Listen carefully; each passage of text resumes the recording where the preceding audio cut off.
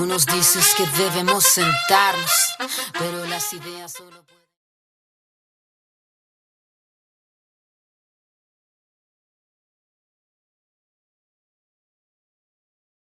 pueden... Checo y le podemos preguntar directamente eso, pero hasta donde yo recuerdo, sí es así. Ese parámetro T corresponde con lo que tú señalas.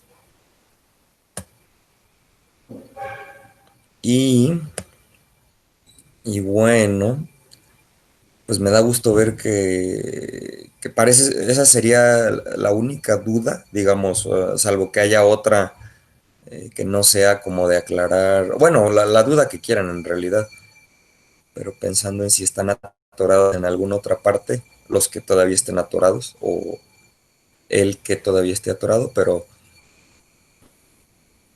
bueno, ok, muy bien Luis, muy bien, muy bien. Entonces, bueno, ahorita ya estoy abriendo el Classroom para checar exactamente el párrafo que dices, nada más que como ando con el MITS, pues la compu se alenta un poco, pero, pero, les propongo que vayamos comenzando a discutir el tema de hoy, sin olvidar la duda, ¿no? Ahorita la atacamos puntualmente, pero para que no se nos vaya mucho el tiempo, ya ven que a mí me cuesta trabajo dejar de hablar, o bueno, no empezar a meter ideas que me van saliendo conforme voy exponiendo.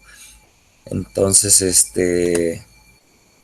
voy a tratar de ser lo más breve y directo que pueda, pero les recuerdo que cualquier duda me pueden interrumpir con algún mensaje o algo. Hola Ivy, buenos días. Va que va. Pues entonces voy a compartir mi pantalla, amigos. Espérenme un momentito. Toda mi pantalla. Entire screen. Allow. Listo. Deberían de estar viendo la pantalla ahora. ¿Ok? Entonces. Bueno. Este va a ser, les prometo, una de las pocas, así como la clase de ayer, una de las pocas clases, pues digamos más teóricas, ¿no? Que vamos a tener, porque básicamente son dos clases en las que estoy introduciendo conceptos de probabilidad, que aunque algunos ya vieron y otros no han visto u otros están viendo, pues es importante que los que sepan que son conceptos definidos, ¿no? Con una definición bastante precisa y que, bueno, los vamos a estar empleando, ya los estoy empleando, de hecho, desde casi la clase uno, pero bueno, hoy sí se les va a presentar una definición formal de algunos de ellos. El primer concepto que quiero mencionarles es el de variable aleatoria, ¿ok? Variable aleatoria. Y esta parte encaja mucho dentro del enfoque moderno que se le está dando a la teoría de la probabilidad, bueno, que se le da a la teoría de la probabilidad del siglo pasado. Y bueno, a grandes rasgos, ¿qué es una variable aleatoria? Una variable aleatoria es una función. ¿Y por qué es importante definirla o es útil? Pues básicamente porque cuando realizamos un experimento, sea el que sea, ¿no? O sea, puede ser un experimento en la industria, el desarrollo de alguna herramienta, el análisis de algunos datos, queremos evaluar qué también se comporta algo que hayamos desarrollado, queremos, vamos, nos plantean un problema y tenemos que plantear un experimento para atacar el problema.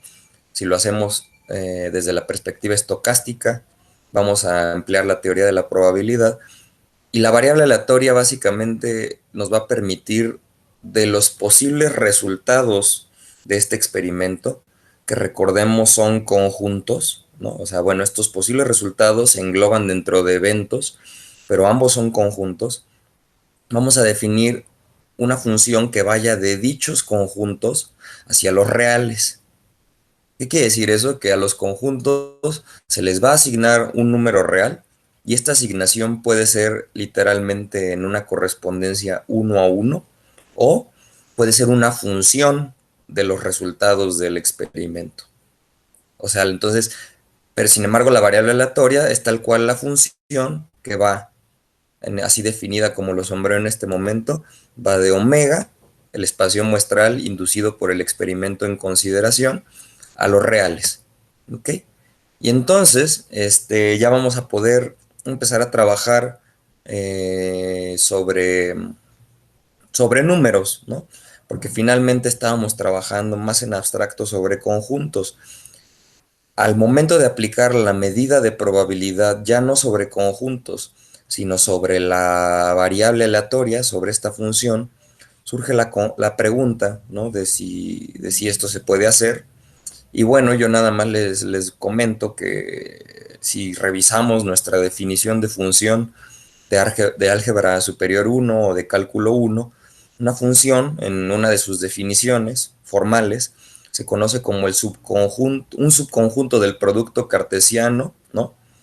Si la función va de A a B, pues de A cruz B, que cumple, ya saben qué propiedad, ¿no? Que para todo valor del contradominio, viene únicamente viene de uno solo del dominio, ¿no? Básicamente esa es la definición de función, pero en esta definición usamos la palabra es un subconjunto del producto cartesiano. Entonces, como subconjunto es un conjunto, por lo tanto la medida de probabilidad puede operar sobre la variable aleatoria. Y entonces,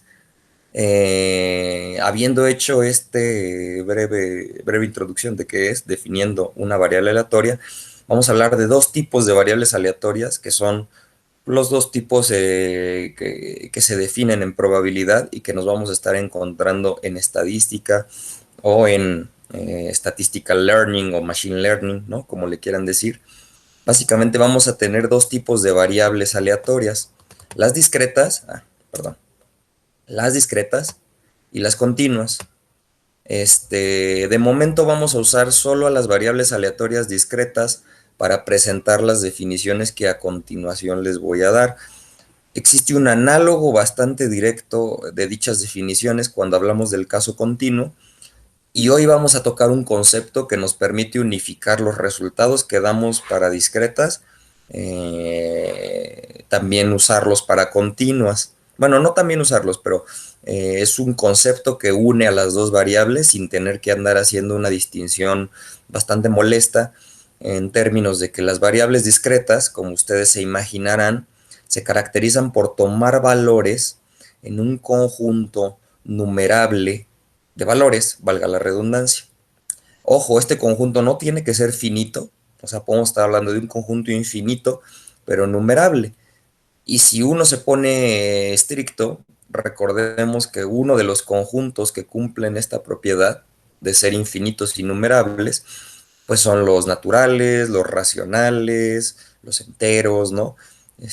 Todo lo que no sean los reales ni los complejos, ¿no? Son conjuntos numerables. Y esto lo menciono porque va a haber ocasiones en las que estemos trabajando con racionales o con enteros y que los empecemos a modelar con herramientas que están quizás diseñadas para las variables continuas. Esto no va a ser un problema por algo que vamos a discutir más adelante cuando veamos el concepto de esperanza.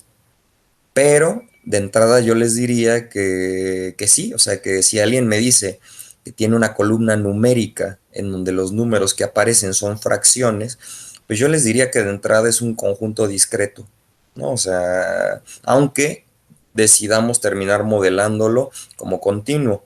Lo mismo que con el concepto de independencia ayer. Hablar de que en realidad nosotros podemos generar una toma de datos continua, pues es una especie de idealización que va más asociada a- va más asociada al error que suele conllevar medir algo continuo en comparación de medir algo discreto. Ahí va un ejemplo. Por ejemplo, si yo quisiera contar el número de hijos que tienen los mexicanos y esa fuera mi variable aleatoria y me voy casa por casa en una muestra o en todo el país viendo cuántos hijos tienen los mexicanos, pues yo hago el conteo de los hijos y no hay ambigüedad en cuántos hijos hay por mexicanos.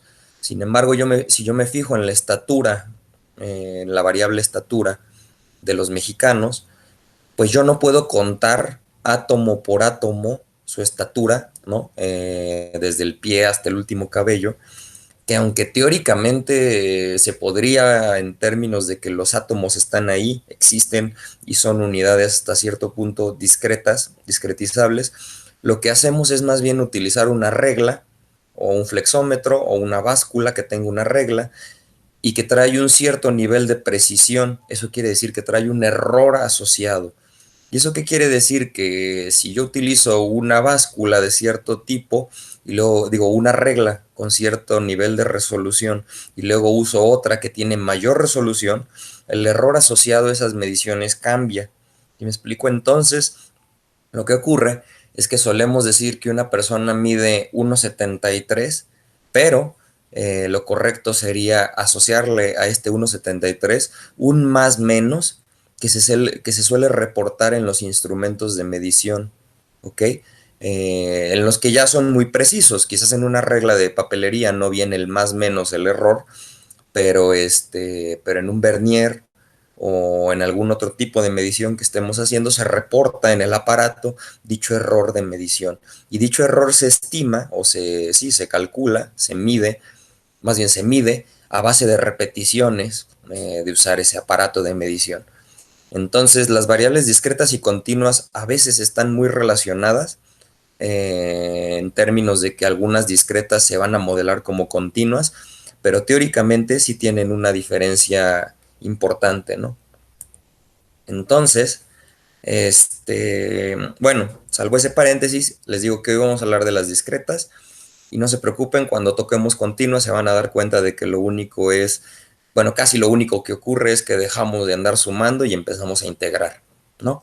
Entonces, esa es como la gran diferencia que yo les podría resaltar, salvo unos detalles que se les mencionarán en el momento que sea necesario. Pero hablando de las variables aleatorias discretas, podemos decir que estas toman valores en un conjunto numerable y las vamos a denotar de esta manera, ¿no? P de A se va a entender como la probabilidad asociada a la ocasión en que la variable aleatoria X toma el valor A, ¿ok? Nótese la notación de entre corchetes que hace referencia a conjuntos y acá nótese esta notación a manera de función que vamos a conocer como función de masa en el caso discreto, en el caso de las variables aleatorias discretas, a esta función se le llama función de masa. Esto es algo muy relacionado con la física, ahorita vamos a ver por qué se le llama así cuando definamos esperanza. Pero bueno, ¿qué propiedades tiene esta función de masa? Que es positiva para lo más un conjunto numerable de valores que puede tomar A, ¿no? Y para el resto de valores vale 0, ¿ok? Los valores que no puede tomar A.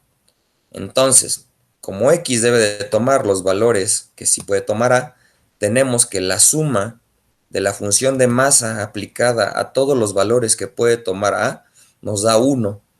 Y esta propiedad se sigue del axioma 3, si mal no recuerdo, de la probabilidad, en donde veíamos que la unión finita y la infinita de conjuntos de omega, de conjuntos disjuntos, la probabilidad asociada a ese evento, a esa unión infinita, es 1. Pues bueno, aquí no hay un infinito per se declarado, pero puede haberlo. Lo único que se pide es que cada XY sea disjunta de las otras que no sean la misma, o sea, que sean números diferentes. La suma de todas esas probabilidades nos debe de dar 1. Y bueno, aquí les hago la observación de que no hay problema en definir la probabilidad sobre una variable aleatoria, dado que esta también es un conjunto, ¿no? Y bueno, aquí les pongo un ejemplo de una función de masa, sea x, una variable aleatoria discreta, con la siguiente función de masa. Y como ustedes saben, por álgebra superior o por cálculo o mates para ciencias de la Tierra o lo que sea que hayan llevado, una función se puede plantear o presentar de diversas maneras. Esta es una de ellas, que básicamente es una presentación exhaustiva en donde x solo puede tomar tres valores, en este caso es 0, 1 y 2. Entonces es un conjunto finito, numerable de resultados, por lo tanto es discreta la variable. Y la probabilidad asociada cuando toma el 0, o que digámoslo en palabras más mundanas, la frecuencia esperada con la que observaremos que esta variable toma el valor de 0 será del 25%, de 0.25 o de un cuarto. La probabilidad con la que toma el 1 será de 0.5, 50%. La probabilidad con la que toma el 2 será de un cuarto. Y aquí, ya dado este conjunto de valores y esta regla de correspondencia, tenemos definida la función de masa. A veces se puede definir como una expresión analítica, pero a veces hay funciones que no podemos definir de esa manera, entonces hacemos el listado exhaustivo de todas las posibilidades. Otra cuestión que vale la pena tocar en este punto es que, asociadas a las variables aleatorias discretas y a su función de masa, tenemos un gráfico que es bastante útil para observar dicha función o el comportamiento de dicha función. Este gráfico, aunque podría mostrarse con puros puntos, se suele mostrar mediante barras que tienen la altura del valor que toma la probabilidad, y esta altura se grafica sobre el valor que está tomando la variable aleatoria. Esto fue hablado, el gráfico de barras de la función de masa antes presentada se vería pues de la siguiente manera, ¿no? El valor 0 llega hasta el punto 25, el valor 1 llega hasta el punto 5, y el valor 2 llega hasta el punto 25. Es un gráfico de barras. Nótese que la barra está centrada en el valor puntual que toma la variable, y que los valores intermedios pues tienen una altura de 0, porque pues no está tomando ese valor la variable, ¿no? Y estas barras no están pegadas unas con otras. Ojo, con esto, porque vamos a ver que en el caso de continuas hay un gráfico similar que se conoce como histograma de frecuencias. Este no es el mismo que este gráfico, son gráficos diferentes. Y un detalle esencial es notar que la altura de cada barra está centrada en el valor que toma la variable, y que hay un espacio entre dichas barras, ¿no? Los histogramas, vamos a ver que dicho espacio es inexistente, ya que al referirse a variables continuas que tienen un error de medición asociado, vamos a estar hablando siempre de intervalos, no de valores puntuales, sino de intervalos de valores, ¿no? Todo esto va a cobrar más sentido cuando ya veamos las continuas en forma, y recordemos que la integral de un punto es 0, así que por eso necesitamos que los valores que se toman en las variables continuas sean intervalos y no valores puntuales. ¿Ok? Les muestro otra versión de este gráfico de barras que usualmente se presenta en la industria o en las empresas, que suele ser preferido por ciertas disciplinas, según esto, por su claridad. Ustedes van a escuchar en la mayoría de los foros de ciencia de datos que los gráficos de Pi no son útiles, o más bien, más que no ser útiles, son engañosos, porque el ojo humano no conmesura bien las distintas áreas que observa. Pero bueno, sepan ustedes que dicho gráfico, el gráfico de Pi, pues viene directamente de un gráfico de este estilo, un gráfico de barras, ¿no? O sea, esta es una transformación a coordenadas circulares del gráfico que está acá arriba. Entonces, son gráficos altamente relacionados que presentan lo mismo, pero el gráfico de arriba, el de barras, es el que se suele aprobar más en academia, aunque el de abajo presenta también la información que está en el primero. Muy bien. Entonces, sabiendo qué es una función de masa, podemos hablar de lo que se conoce como la función de distribución acumulada asociada a una función de masa. ¿Ok? Y esta función de distribución acumulada, fíjense que se define como f de a, olvídense un poco de esta suma de aquí, pero es la probabilidad asociada al evento que es que x sea menor o igual que a. Entonces, ¿eso qué quiere decir? Que si a fuera un medio, o sea, que si a fuera 1, la probabilidad de que x sea menor o igual que 1 comprende a los eventos que x valga 0 y que x valga 1, bueno, o que x valga 1, ¿no? Como ustedes lo quieran ver. Entonces, la probabilidad de que x sea menor o igual que 1 es cuando x vale 0 y cuando x vale 1.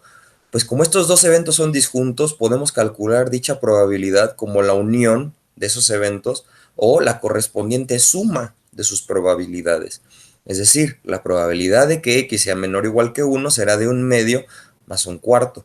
La probabilidad de que x sea menor o igual que 0 es solo un cuarto.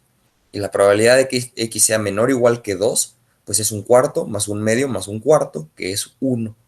Entonces la función de distribución acumulada, a diferencia de la función de masa, va acumulando conforme nos movemos en el eje de donde toma valores nuestra variable aleatoria. Conforme nos movemos hacia la derecha, se va aproximando asintóticamente hacia el valor de 1. Y eso es algo bien importante, ¿no? O sea, que toda función de distribución debe de integrar o de sumar 1 para hacer función de distribución, ¿ok? De hecho, aquí les dejo como ejercicio que grafiquen esta función de acá, para que ustedes vean cómo cambiamos de este gráfico de barras a la función de distribución acumulada, ¿no? Y lo importante de este concepto también radica en que es el concepto que nos va a permitir unificar las propiedades que mostramos para variables aleatorias discretas y para variables aleatorias continuas, ¿ok? Que es algo que les pongo aquí abajo. Les dejo este ejercicio y ya saben, es un ejercicio que pueden ir haciendo ahora o que si no eventualmente probablemente venga en la tarea. Teniendo entonces definido lo que es una variable aleatoria, su función de masa y su función de distribución, ahora sí podemos hablar del concepto de esperanza de una variable aleatoria. La esperanza probabilística de una variable aleatoria x se define de la siguiente manera. Se define como el promedio ponderado, ¿no? Que puede tomar de cada valor, que puede tomar, el promedio ponderado de cada valor que puede tomar la variable aleatoria. ¿Qué quiere decir esto? Que si tomamos el ejemplo que ya les había mostrado, en donde hay 3 posibles valores que puede tomar la variable aleatoria, el promedio ponderado se calcularía sumando a 0 multiplicado por el valor que toma su función de masa, a 1 por el valor de la función de masa o su frecuencia, su probabilidad, y 2 por el valor de su función de masa. Si nosotros sumamos todo esto, nos da el valor de 1. Y eso quiere decir que el valor esperado para esta variable aleatoria que definimos arriba, la cual proviene de un experimento y de un espacio muestral omega, el valor esperado que podemos esperar con esas probabilidades y esos valores es el 1, el cual coincide con ser el valor más probable o más frecuente que se ve en la función de masa. En este caso coincide que el valor esperado está dentro de los valores que puede tomar la variable aleatoria, pero de una vez les adelanto que esto no es lo general, que el promedio o la esperanza o el valor esperado asociado a una variable aleatoria no necesariamente forma parte del conjunto de valores que dicha variable toma. Y entonces aquí les digo, recuerdan este paréntesis de que a veces modelamos variables aleatorias como discretas o como continuas, pues no importa si son discretas o continuas, su esperanza o su promedio siempre es una variable que se distribuye continuamente. Y eso nos va a permitir hacer un gran número de cosas, ¿no? O sea, va a permitirnos aplicar el teorema del límite central de una manera cómoda o hacer varias cosas, ¿no?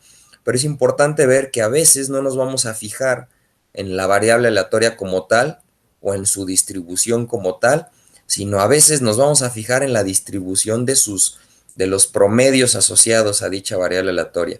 Ustedes dirán, ¿cómo puede haber más de un promedio en una variable aleatoria? Cuando veamos este rollo de Monte Carlo, de andar haciendo muestreos y submuestreos repetidamente en un mismo conjunto de datos, vamos a ver que vamos a poder estimar para cada subconjunto que muestremos un promedio muestral, ¿no? Y esto lo vamos a poder repetir n veces, y la distribución de estos promedios muestrales, además de ser continua, les adelanto que siempre es normal o tiende a la normal. Teorema del límite central que no hemos visto, pero que se usa en esos casos y nos permite pasar de variables discretas a variables continuas, ¿no? Rescatando las propiedades del conjunto discreto del que venimos, ¿no? Bueno, también les menciono aquí en este parrafito que en estadística a la esperanza probabilística se le denomina usualmente como promedio aritmético o media aritmética, lo cual no es errado, pero la esperanza probabilística es más general, ¿no? O sea, que estos dos conceptos. Y en física, les comento que a la esperanza se le conoce como centro de gravedad, Básicamente esto hace referencia a que si tenemos una serie o una lista de valores de distintas masas, una distribución de masas, la esperanza de dicha distribución de masas coincidirá con el centro de gravedad de este conjunto de masas, ¿ok? Entonces, la física, digamos que es la que afecta directamente el hecho de que a las variables discretas su función de probabilidad se le llame función de masa, ¿ok? Y esto va a ser importante porque en el caso de las variables continuas, dicha función no se conoce como función de masa, sino como función de densidad. Lo vamos a ver ya cuando hable de las continuas, pero se los voy mencionando. Bueno, ahora bien, la esperanza probabilística definida así arriba como el promedio ponderado o la suma de el resultado de multiplicar a un valor por su probabilidad y sumar todos estos resultados para todos los valores posibles. Hay propiedades que se cumplen o que son de utilidad. La primera es notar qué le pasa a la esperanza de una función de una variable aleatoria. Si tenemos y variable aleatoria discreta definida como una función de x, o sea, y es una función g de x, sin importar cómo es la función g, vamos a tener que la esperanza de y, que es la esperanza de la función aplicada a x, va a poder ser calculada como la suma de los valores que toma x bajo g multiplicados por la función de masa de los valores x. Y aquí hay una sutileza que les señalo, que es que podríamos calcular esta esperanza encontrando la función de masa asociada a los valores y, pero eso es más tardado. Y este pequeño resultado que se puede probar, de hecho los invito a que traten de probarlo, es sencillo, pero no necesariamente es trivial, ¿no? Pero lo que les quiero decir es que en lugar de andar viendo qué función de masa tienen las g de x, este resultado me permite sacar la esperanza de una función de x con la función de masa de x, sin tener que sacar la función de masa de las g de x. Y esto es muy práctico ahora sí que en los cálculos que vamos a estar haciendo. Es importante que ustedes lo sepan, ¿no? Y otra propiedad que se va a derivar un poco, bueno, de esta la vamos a derivar, va a ser que la esperanza o induce una transformación lineal, es lineal en su naturaleza.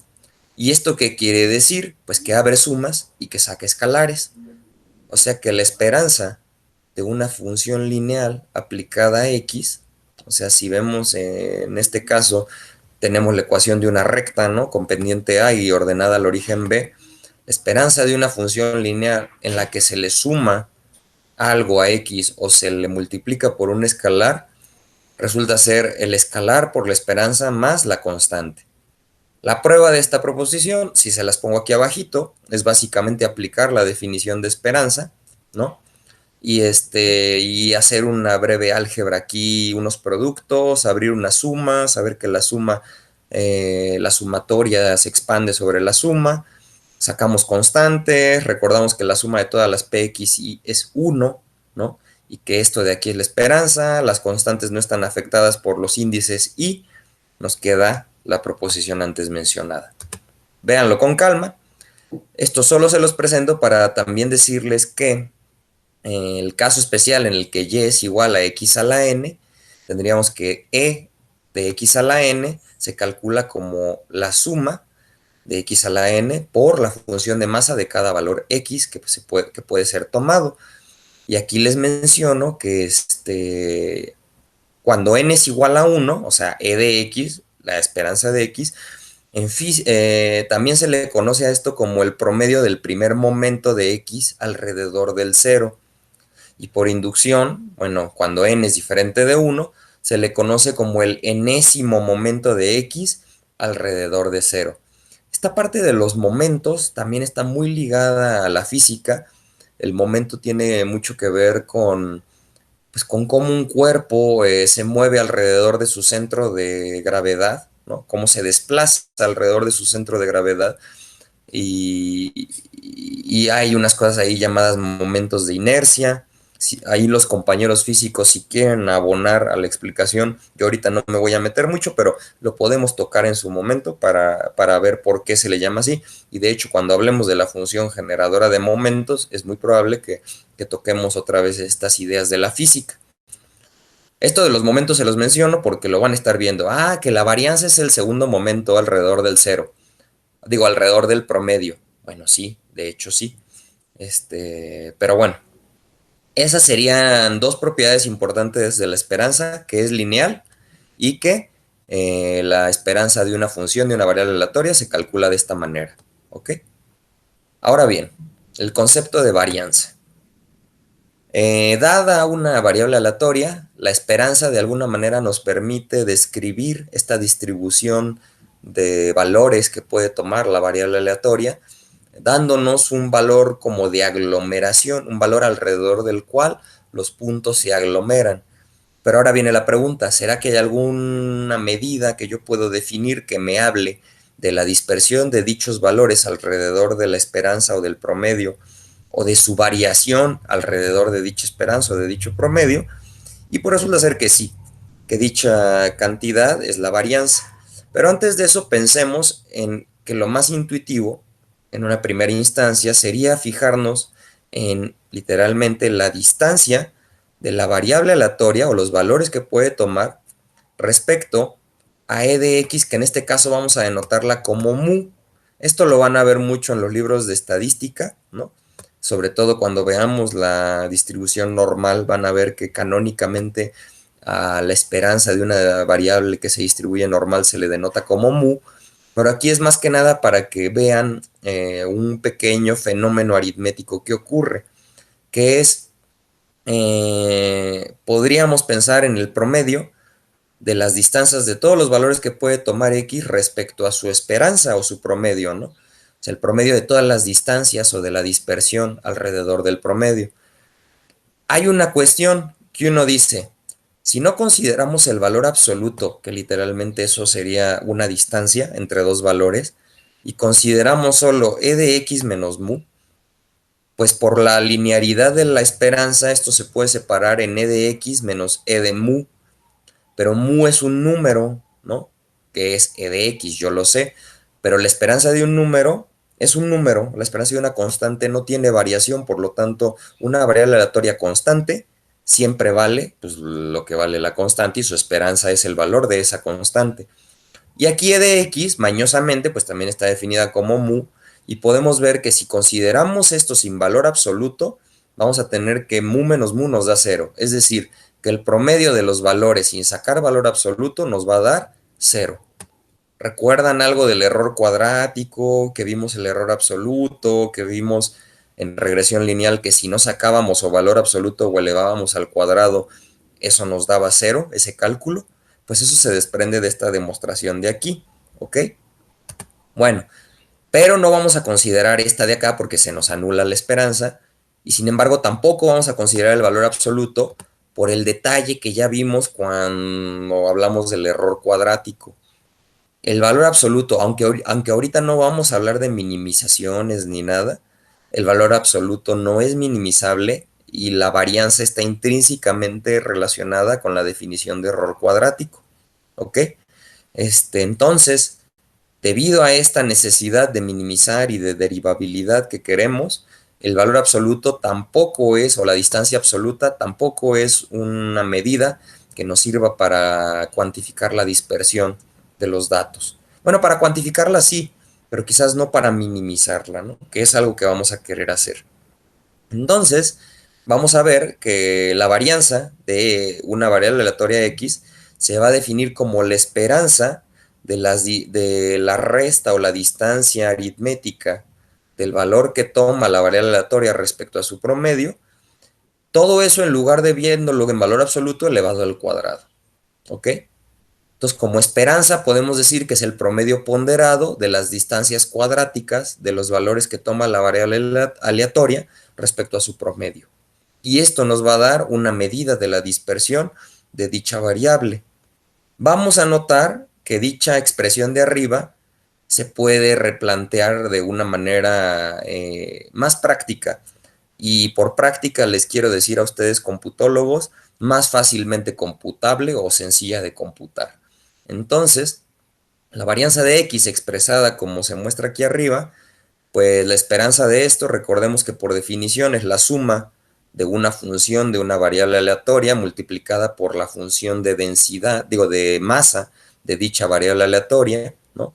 Luego desarrollamos el binomio al cuadrado, ¿no? Este de aquí, multiplicamos por esta P de X y abrimos la sumatoria que se expande sobre las sumas que nos van a quedar. Haciendo un poco de álgebra, vamos a terminar con esta expresión de acá, que nos dice básicamente, esta de aquí debería de ser X mayúscula, que la varianza de X se computa como la esperanza de la variable aleatoria al cuadrado menos la esperanza de la variable aleatoria al cuadrado. Y esa pausa que hice son estos brackets que se ven aquí. Déjenme cambiar esta X minúscula por una X mayúscula. Ahí está. Ok.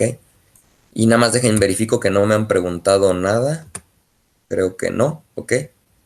Entonces, aquí aprovecho para decirles que esta expresión de abajo es la más práctica para computar la varianza de una variable aleatoria. Y la otra cuestión que les quiero mencionar respecto a la varianza es que la raíz cuadrada de la varianza de X define a lo que conocemos como desviación estándar. La desviación estándar suele ser usada también como una medida de dispersión que se reporta alrededor del promedio.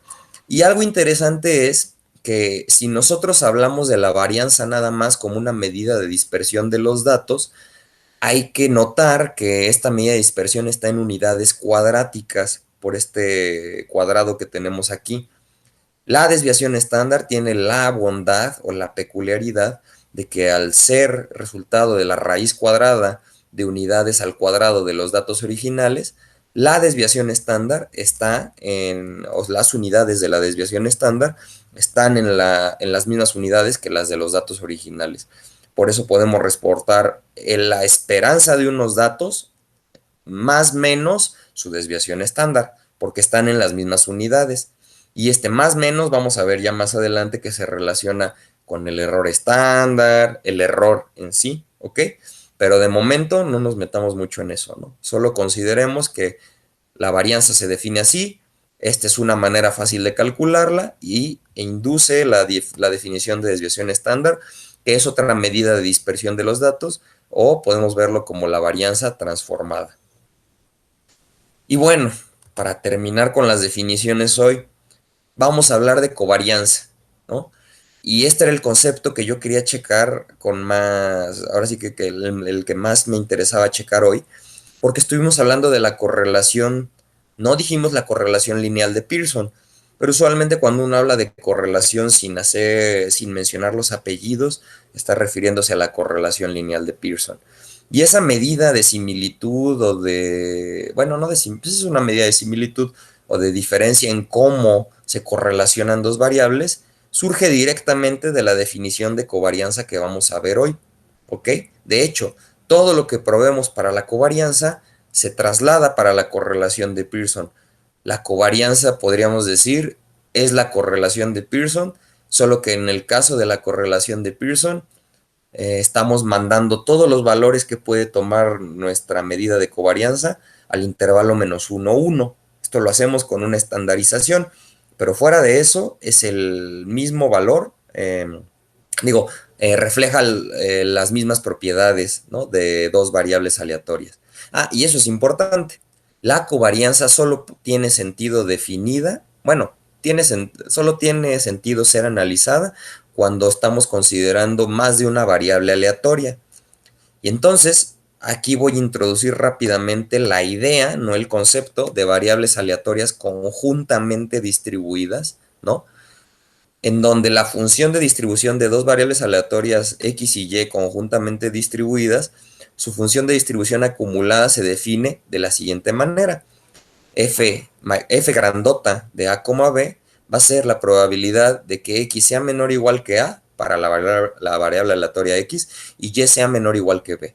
Entonces, si se dan cuenta, cuando veíamos la función de distribución acumulada para una sola variable aleatoria, cortábamos la expresión quitando las b's o todo donde se hace referencia a una b. En el caso conjunto, pues solo añadimos la entrada b y así lo haríamos para vectores estocásticos n-dimensionales, ¿no? Entonces, de esto se desprende una propiedad que no voy a probar ahorita, pero que está muy relacionada con el concepto de independencia probabilística. Si X y Y, como variables aleatorias que también son conjuntos, son independientes entre sí, su esperanza, la esperanza de X y Y, si son independientes, se calcula como el producto de la esperanza de X por la esperanza de Y. Pensemos que estos números de aquí pueden ser o números o probabilidades, ¿no? Dependiendo del tipo de variable aleatoria que estemos analizando. Pero recuerden que la probabilidad de A y B, cuando A y B son independientes, se calcula como la probabilidad de A por la probabilidad de B. Pues intuitivamente esta propiedad de aquí se prueba usando esa definición. ¿Ok? Ahorita no lo voy a probar porque quiero avanzar hacia la definición de covarianza, pero nótese también que si estas dos son independientes, no solo la esperanza de su producto se calcula así, sino la esperanza de una función aplicada a X y otra función, no necesariamente la misma, aplicada a Y, el producto de estas nuevas variables aleatorias que son funciones de nuestras variables aleatorias previas, se calcula como el producto de la esperanza de G de X por la esperanza de H de Y, siendo X y Y independientes, ¿ok? Entonces, ahora supongamos que queremos describir de alguna manera cómo se comporta X respecto a Y o viceversa, cómo covarían. Y es entonces que definimos la palabra o el concepto de covarianza. La covarianza entre X y Y se va a definir como la esperanza de X, la distancia de X a su esperanza, la variable aleatoria X, multiplicado por y su distancia a su esperanza.